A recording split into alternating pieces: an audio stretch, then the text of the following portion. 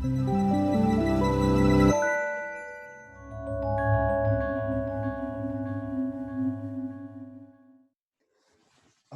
so in the example we just ran through where we're using democracy to predict wealth, right? We're able to use regression to estimate the slope of this relationship. And we sort of estimated this positive slope where more democratic countries try to become, are more likely to become wealthier. Um, but we didn't experimentally assign countries their level of democracy, right? This wasn't an experiment. We didn't get to say, okay, you're going to be very autocratic, you're going to be kind of anocratic, and somewhere in the middle, you're going to be, transitioning democracy, and you're going to be a well-established democracy, right? We didn't assign different levels of the treatment variable randomly to different countries, right? So there's a lot of historical, geographic, all sorts of other factors that are going to be correlated with your regime type and maybe be causally related to your outcome of interest.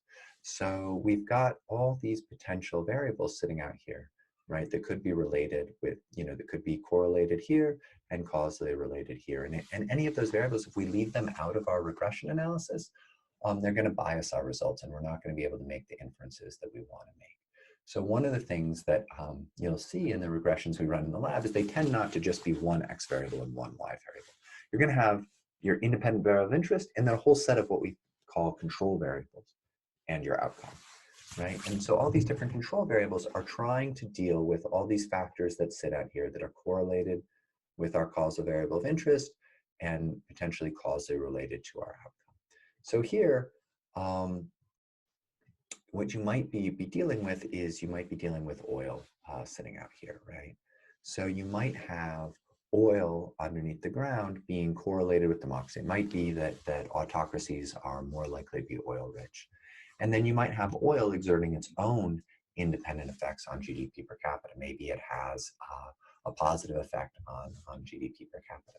So this might end up confounding the relationship you're observing between democracy and GDP per capita. So what we do is then we go ahead and we measure oil wealth and we plug it into the regression equation, right? And when we're plugging these additional control variables into the regression equation, right, this is then what we call multiple regression. And now we're going to start to estimate a slightly more complicated regression equation where we still have our same Y variable, we still just have one constant term. We still are estimating our slope coefficient on democracy. This is our regression coefficient, or our measure of the slope, right?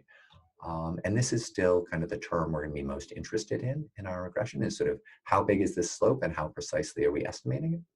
But we're also going to be estimating another slope coefficient on oil, right? And we're going to be feeding this information into the equation, into our prediction of GDP per capita, right? And we can do this, we can just keep on adding more control variables and estimating additional beta hats, right? So that's, so often when you're looking at the output of a regression, so the regression equation will include a whole bunch of control variables. And then the output from your regression will include not just your estimate of the constant term and the measure of uncertainty for the constant term and the estimate of the slope coefficient on your independent variable of interest and that measure of uncertainty, but also an estimate of the slope and a measure of uncertainty for every single X variable in the equation. So that's what's going on with multiple regression.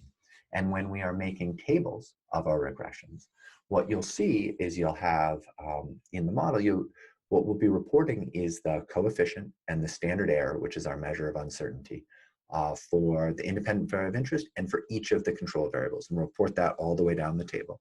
And then down at the bottom, you'll see like the estimate of the constant term and the measure of uncertainty on the estimate of that constant term on this alpha. And we'll usually kind of ignore that when we're writing up the results. We don't really care about it, but we do report it. And then we'll also report some information down at the bottom of the table about what was the N in this regression, how many observations were there, right? And some information about like, oh, how are we reporting this different stuff? What kind of regression did we run, et cetera, et cetera. So that's kind of the information we're going to report back in the table about each of these. And when we go to make visualizations, often what we're doing is we're really focused on just this beta hat on our independent variable of interest.